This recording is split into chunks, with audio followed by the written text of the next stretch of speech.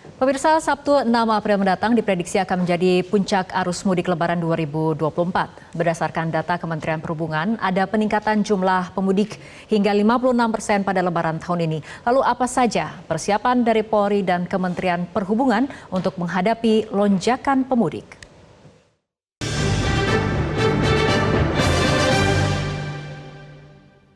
Didukung oleh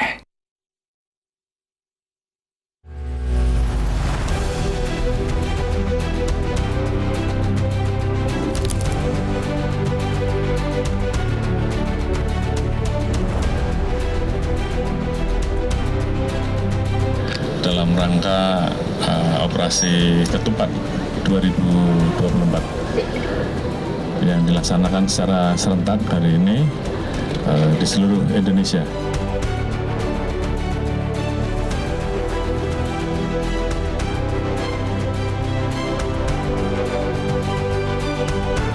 Dan kita harapkan ini menjadi bagian dari upaya untuk memberikan kenyamanan terhadap kegiatan arus mudik.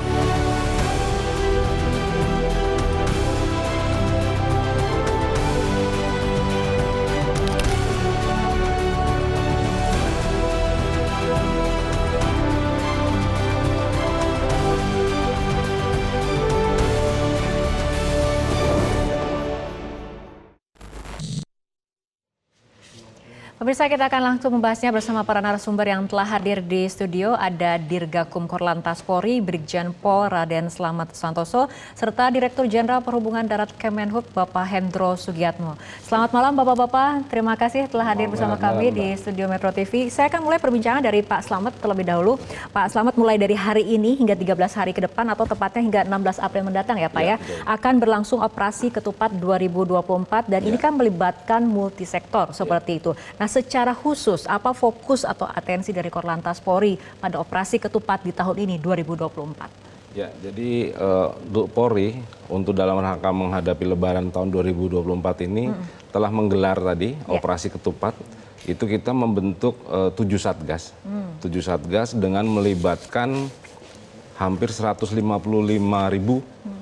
personil, baik itu Polri maupun dengan stakeholder yang lainnya.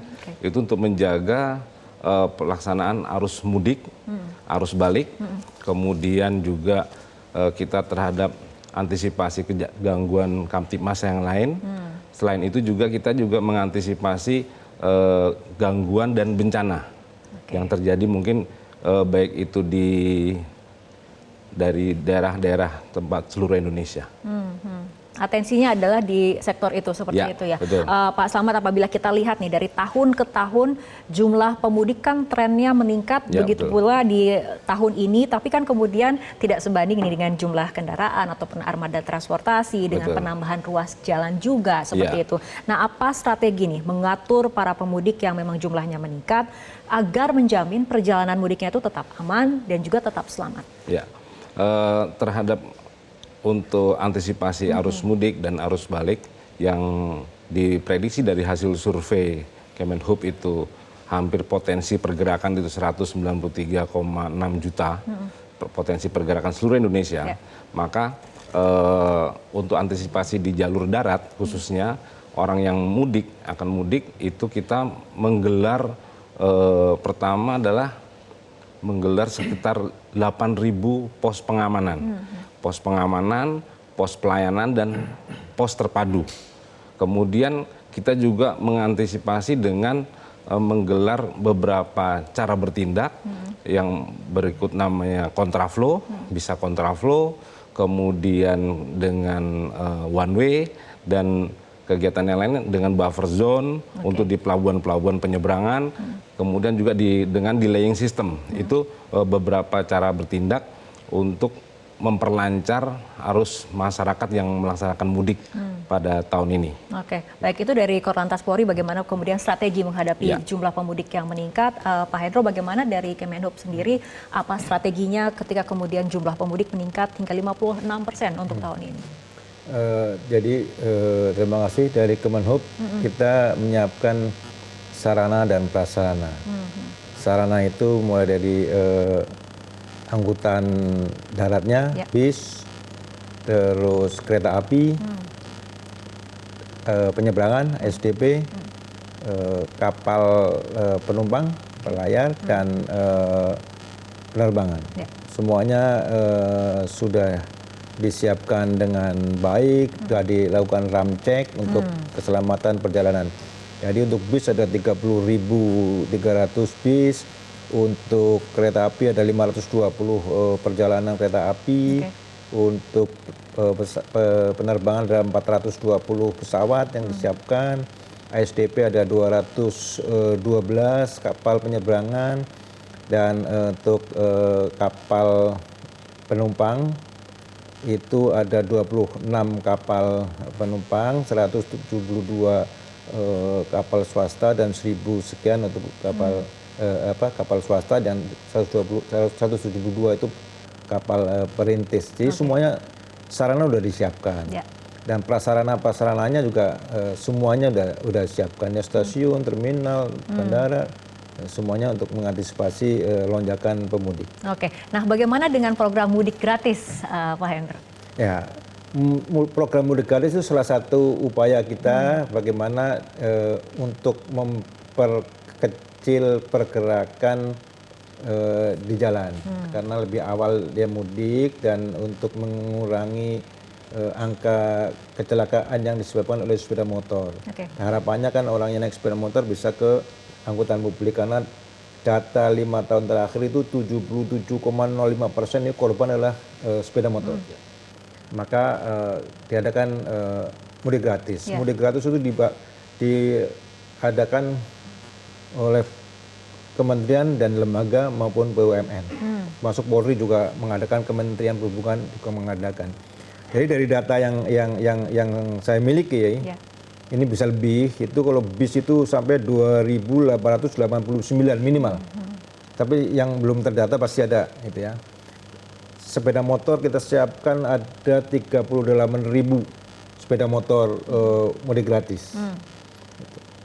Dan seatnya sampai 315.000 lebih lah seat yang kita siapkan. Dan ini semua sudah dimanfaatkan maksimal oleh masyarakat, dan pergerakan mudik gratis itu sudah dimulai tadi, sudah ada, dan nanti berlanjut sampai tanggal 7.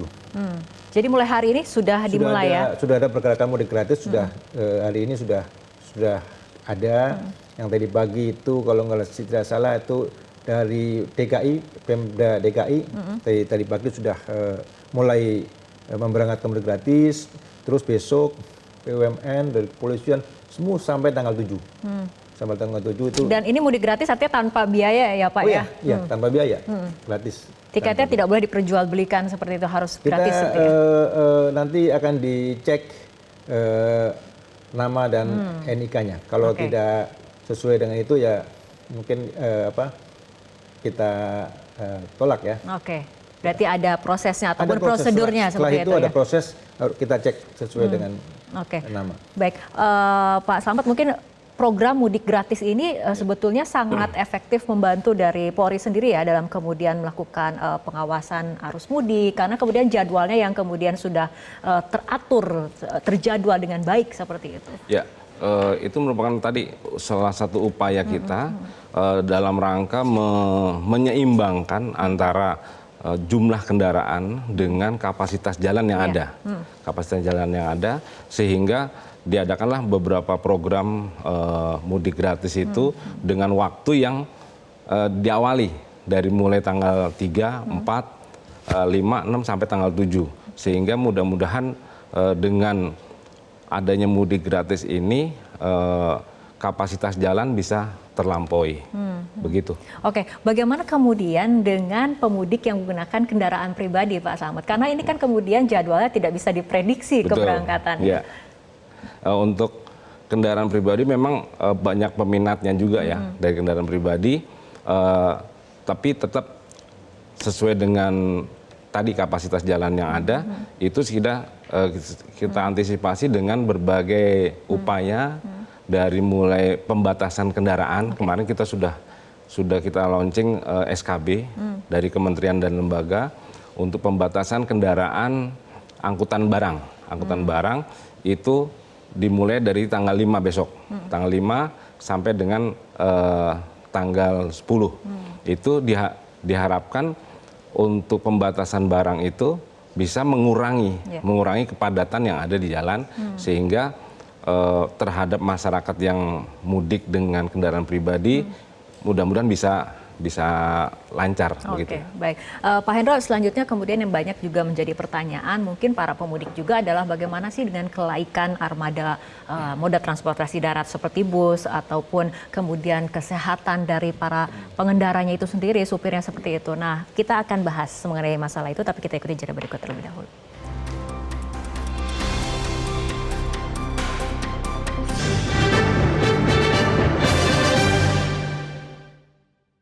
Didukung oleh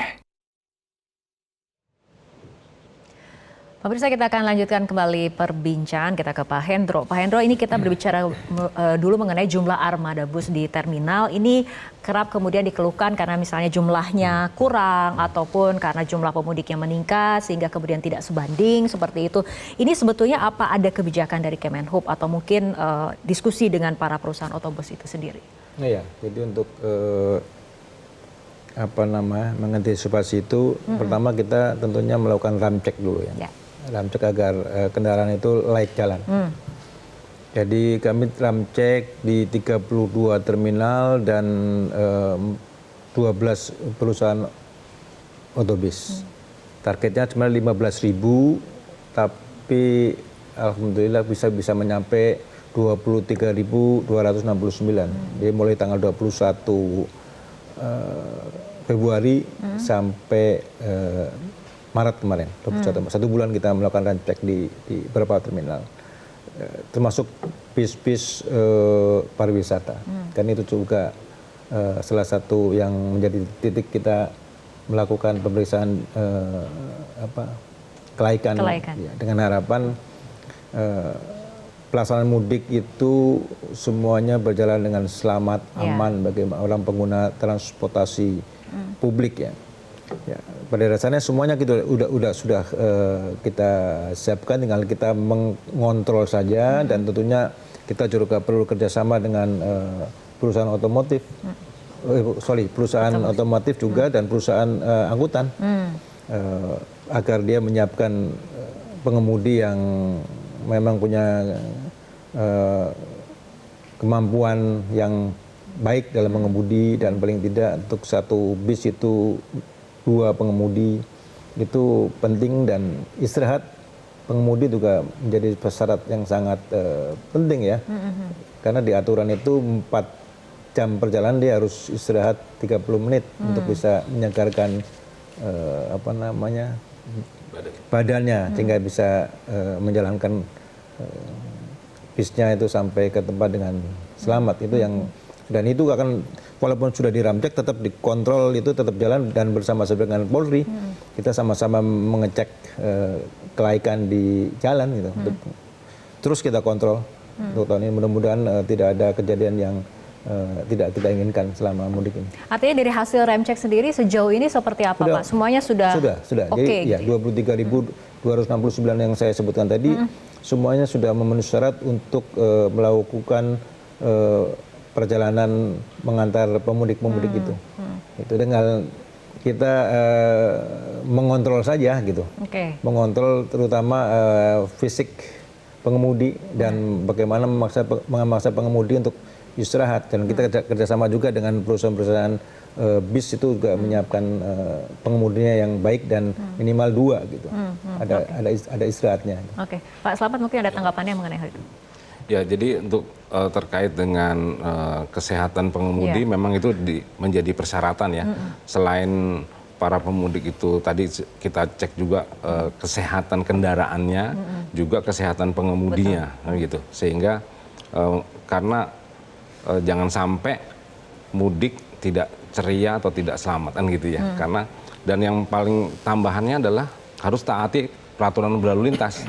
Taati peraturan berlalu lintas, karena dari hasil analisa evaluasi tahun lalu itu kecelakaan itu diawali dari pelanggaran-pelanggaran. Misalnya istirahat di bahu jalan, kemudian menyalip dengan tidak memperhatikan aturan yang lain atau kendaraan yang lain. Itulah penyebab-penyebab kecelakaan yang ada.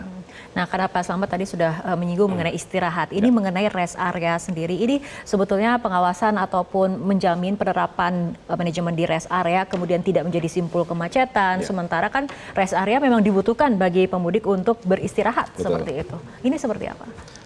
Kita sudah koordinasi dengan pengelola rest area dan pengelola jalan tol khususnya, karena jalan tol ini kan jalan alternatif, jadi pilihan. Ada jalan arteri, ada jalan tol untuk mudik ini. Untuk khusus di area, di rest area, itu sudah kita kelola dengan kita menempatkan personil di sana untuk mengatur durasi pemudik untuk istirahat di rest area. Dengan kita memberikan batasan waktu kurang lebih 30 menit untuk di rest area untuk mengurangi kepadatan yang ada di dalam rest area tersebut. Nah, terhadap para pemudik apabila di rest area itu sudah penuh, diharapkan bisa di rest area yang lainnya, depannya. Apabila juga sudah penuh, itu sudah ada sudah ada papan petunjuk arah, papan petunjuknya bahwa kapasitasnya sudah terpenuhi atau belum, atau masih ada tersedia berapa. Nah, diharapkan kalau memang sudah penuh, untuk yang melewati jalan tol bisa pemudik itu keluar dulu, keluar ke jalan arteri. Karena untuk biayanya kan tetap sama, satu biaya. Jadi tidak dikenakan biaya tambahan lagi kalau dia masuk lagi ke jalan tol. Pak Hendra, mungkin ada tambahan mengenai posisi rest area untuk jalan di luar jalan tol ataupun jalan non tol. Kita bicara rest area selama ini kan bicara di jalan tol. Iya. Di luar jalan tol di arteri juga kita siapkan rest area. Di kami itu jembatan timbang itu saya tutup semua. Saya beralih fungsi menjadi rest area. Yang kedua juga rest area di tempat-tempat makan, ruang makan. Itu juga kita siapkan dengan harapan terutama pemudik yang pakai sepeda motor manfaatkanlah rest area itu dengan baik, gitu ya. Kira-kira 4 jam perjalanan atau 3 jam lah udah capek ke rest area. Disiapkan minuman, disiapkan makan kecil yang gratis, bisa istirahat di situ gitu. Nanti kalau udah segar berjalan lagi. Jadi di arteri juga kita siapkan rest area yang ada gitu. Bukan hanya di jalan tol saja. Baik, kembali ke Pak Slamet. Apabila kemudian dilihat dari evaluasi pada saat arus mudik di tahun lalu, apa kemudian yang diperbaiki dan ditingkatkan untuk tahun ini, Pak? Ya, untuk salah satunya adalah kita sudah persiapkan semua berdasarkan analisa dan evaluasi tahun lalu, dan saat ini sudah settle semua dari mulai kondisi jalan, kemudian rest area, kemudian cara bertindaknya sudah kita perbaiki semua, dan mungkin supaya masyarakat yang mudik ini lebih menikmati perjalanan, karena sepanjang jalan dari Jakarta ke arah timur maupun ke arah barat itu banyak pemandangan-pemandangan yang indahan gitu ya. Jadi tidak perlu terburu-buru sehingga mudik ini bisa lebih nyaman, kemudian istirahatnya juga cukup. Kayak seperti misalnya sampai di Cirebon itu ada empal gentong, ada ini, jadi mereka bisa istirahat dulu keluar jalan arteri, nanti masuk lagi ke jalan tol. Itu ini harapannya. Penyebaran mudiknya sendiri untuk tahun ini apakah dari segi waktu akan cukup tersebar, Pak, atau seperti apa? Dilihat dari 2 hari terhadap kebijakan dari pemerintah untuk diskon tarif tol, itu dari tanggal 3 dan 4 memang sudah ada yang mudik di tanggal 3 dan tanggal 4. Itu harapannya bisa menyebar, selain tadi dengan mudik gratis dan lain sebagainya. Itu harapannya bisa. Dan dari penghitungan tadi di tol Jakarta Cikampek, itu memang terjadi peningkatan hampir 7% lah yang dibanding dengan hari normal biasanya. Baik. Pak Hendro, untuk evaluasi dari Kemenhub sendiri seperti apa dan kemudian peningkatan yang dilakukan? Terima kasih. Jadi kita bicara peningkatan dulu ya. Kalau kita bicara ke jalur ke arah timur, peningkatannya yang sekarang itu adalah di Cipali, itu tadinya tahun kemarin 2 lajur, sekarang sudah 3 lajur sampai kilometer 86. Oke. Nanti tahun depan akan diperpanjang lagi. Itu bottleneck bisa dikurangi. Dulu kan bottlenecknya dari Jakarta Cikampek 4 lajur, di sana 2. Sekarang udah 3. Jadi bisa lebih cair lagi. Cair lagi sampai ke kilometer 88. Jadi itu. Yang kedua, penambahannya adalah di depan rest area di Cipali itu sudah 3 lajur, tapi 1 kilometer. Dengan harapan bisa memperluas rest area. Itu juga salah satu upaya untuk memperlancar. Kalau kita lihat ke barat, ke penyeberangan, selama ini kan nggak pernah disinggung penyeberangan. Penyeberangan juga ada yang signifikan, yang ada perubahan-perubahan. Yang pertama adalah daya tampung Pelabuhan Merak. Itu sudah diperluas, sudah beda daya tampungnya, udah lebih daripada cukup lah. Karena visi rasionya sudah 0,6, berarti lancar kalau kita lihat dari adanya perubahan-perubahan itu. Kapasitas muat kapal juga kita rubah. Sama gross tonnya kapal yang tadinya kemarin 3.000 sekarang lebih besar 10.000, dengan harapan menyedotnya pemudik itu lebih cepat gitu. Kalau kita lihat dengan penambahan itu kita hitung visi rasionya 0,6, berarti saya yakin kalau itu benar 0,6 dihitung-hitung itu nggak jadi masalah di Merak, Bakauni. Ketapang juga gitu. Ketapang juga sudah ada penambahan, ada sebelahnya Ketapang ada. Sekarang kita kemarin dengan SDP kita bangun dermaga baru dan ada tempat parkir di Bulusan yang menampung 500 kendaraan. Itu kita bisa bagi di Ketapang khusus kendaraan orang, logistik nanti di Bulusan, dan ada penambahan dermaga. Baik. Bapak-bapak, kita akan lanjutkan kembali perbincangan, tapi kita ikuti jeda berikut terlebih dahulu.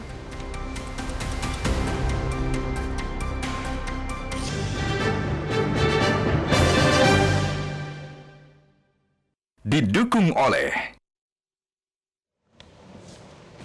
Pemirsa, kita akan lanjutkan kembali perbincangan. Kita ke Pak Slamet. Tadi Pak Hendro sudah banyak berbicara mengenai dari sisi Kemenhub, diantaranya menyoroti juga mengenai masalah penyeberangan, jalur penyeberangan. Pak Slamet, tanggapannya? Ya, termasuk itu tadi dari hasil untuk di daerah penyeberangan itu untuk tahun ini kita sudah bagi. Kita sudah bagi untuk beberapa dermaga, mana yang dermaga yang digunakan untuk khususnya untuk wilayah barat, itu ada Ciwandan, kemudian Merak dan BBJ. Untuk kendaraan yang menggunakan sepeda motor itu kita fokuskan di menggunakan dermaga Ciwandan. Kemudian kita pisahkan juga untuk yang kendaraan pribadi itu di Pelabuhan Merak. Nah, itu juga kita menyiapkan skenario delaying system dan buffer zone di kilometer 46 dan 63.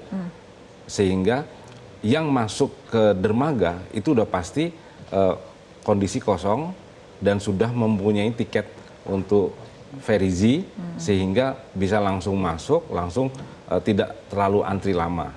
Karena mereka sudah kita buffer zone dulu di kilometer 46 dan 63 tadi. Itu salah satu yang ke arah barat. Sedangkan di wilayah timur juga kita ada 2 yang selain di Ketapang, Bulusan tadi yang disampaikan Pak Hendro, kita juga menyiapkan di Lembar, Jangkar. Di Jangkar itu orang yang menuju Lombok itu tidak usah lewat Ketapang, tapi langsung di